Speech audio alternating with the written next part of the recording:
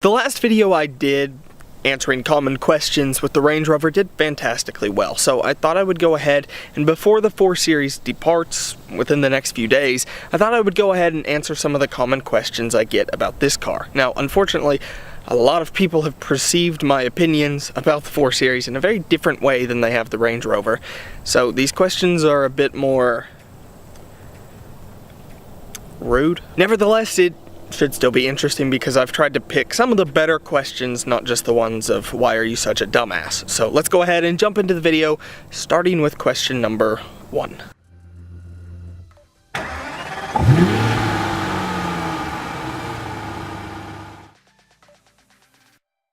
Now that's actually an interesting question to me, and it's one that I actually get asked quite a bit, and it doesn't really make that much sense to me because to me the Audi A4 and the 4 Series don't really go together, but I guess it's a car that people compare to the 4 Series, even though one's 4-door and one's 2-door with a 4-door version and a 4-door brother. Regardless, I don't think that's the question they're asking. I think they're asking which one I would rather have in the BMW every single time. The Audi is a fantastic car, I'm sure, but Audis have never really struck my interest that much aside from the original R8. I prefer BMWs. So every time I would choose the 4 Series. Now I feel like that's a very smart-ass question geared at some of the things that I dislike about it. And in fact, yeah, there are quite a few things I love about this car. In fact, we even have a video on that, but I suppose those people never thought to check that out. I love the design, I love the interior, I love the wheels, I love my family, I love Creed from The Office. I love my kids, I love real estate, I love ceramics, I love my job, I love wrestling. But in all seriousness, I love pretty much just about everything there is to love about the car. I think a lot of people forget that it is okay to like certain aspects of things and still love the car overall. Nevertheless, there are so many things I love about the car that I could make a huge list, and I probably should, but yes, there are a ton of things I love about that car, and there are a few things I dislike. And same could be said for my Range Rover. I absolutely love that car, but there are things that I don't like about it. So this is an interesting question too, and it's actually one that goes back to the last question. It's okay to dislike certain things about a car, but still overall love the car. And I love that car. Second of all, it's Nick's car. It's something that doesn't make a lot of sense to me because one, it's not my purchase, it's not my money.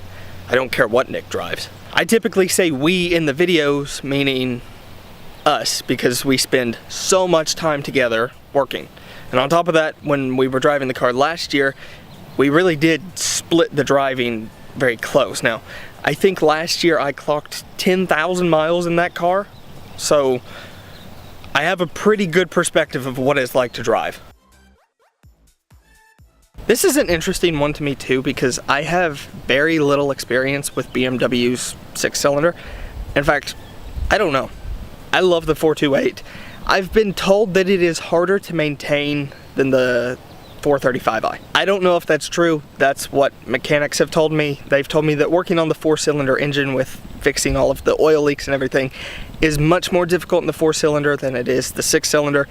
I don't know the truth behind that. I don't know why, but that's what I've been told.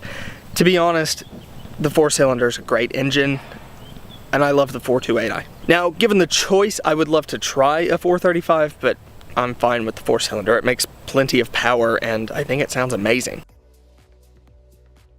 Yes. About every 10,000 miles since it was purchased, it has had some form of oil leak. Now, I don't know if that's due to excessive mileage being put on it when we were selling real estate, or if it's only due to the fact that the 4-cylinder engine does just leak a lot of oil, because BMW's 4-cylinder and 8-cylinder and 6-cylinder and 12-cylinder and any BMW engine really is going to leak oil. It's just part of it. It's almost like people are hounding us for properly taking care of the car when stuff comes up. That makes no sense. It's done at a third-party mechanic at European Auto Garage in Knoxville, but they charge what they charge. But I trust their work 100%, and all of their work is warranted. So it's still cheaper than a BMW dealership. I don't know why people get so offended by the fact that money is spent to maintain the car. That's kind of how these things go. And we've used that warranty quite a few times. Yes, and that warranty has been used quite a few times to replace the oil leaks, which I answered just before. 1, it's not my car. 2, the 4 Series was purchased almost out of desperation to get out underneath the 7 Series. Now, I have talked about the 7 Series a few times. It was a fantastic car, and I actually have some points I want to make about it in the future in next week's video, where I mainly talk about why my opinion of the 4 Series was distorted when it was first brought into our lives. Now, originally, I missed the 7 Series so much, I tried comparing the 4 Series to it as just a smaller version. Didn't work. I needed to almost have a paradigm shift in my mindset to be able to understand what the 4 Series actually is.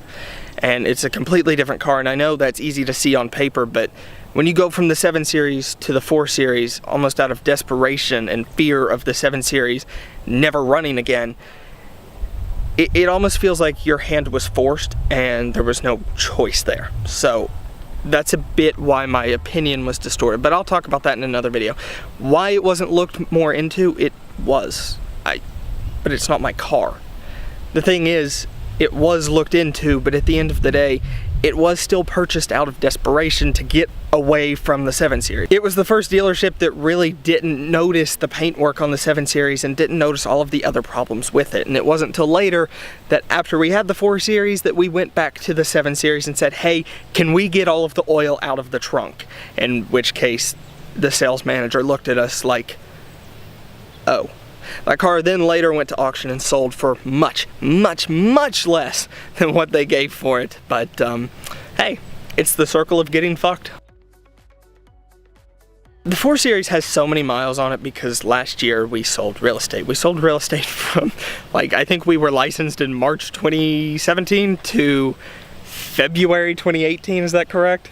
Yeah, so like 11 months. It was the worst experience of my life. I learned a lot, but I absolutely despised it. I would wake up every day dreading what we were about to do. So we would always avoid going to the office by getting in the 4 Series and going for drives.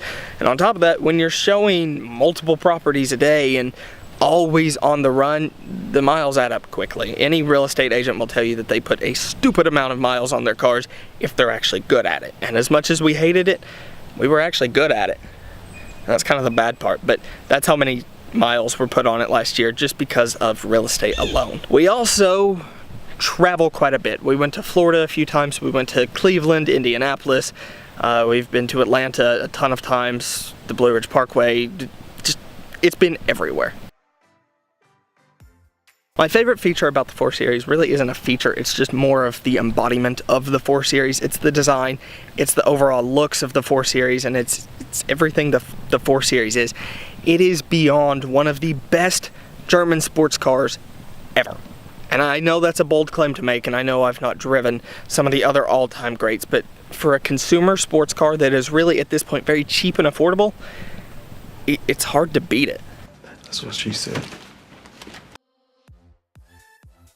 Absolutely. If you are in the market for a C-Class coupe or Audi's A5, I think is what competes with it.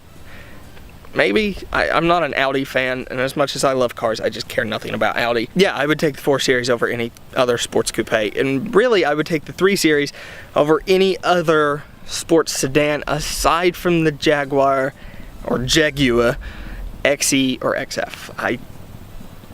Those have my heart.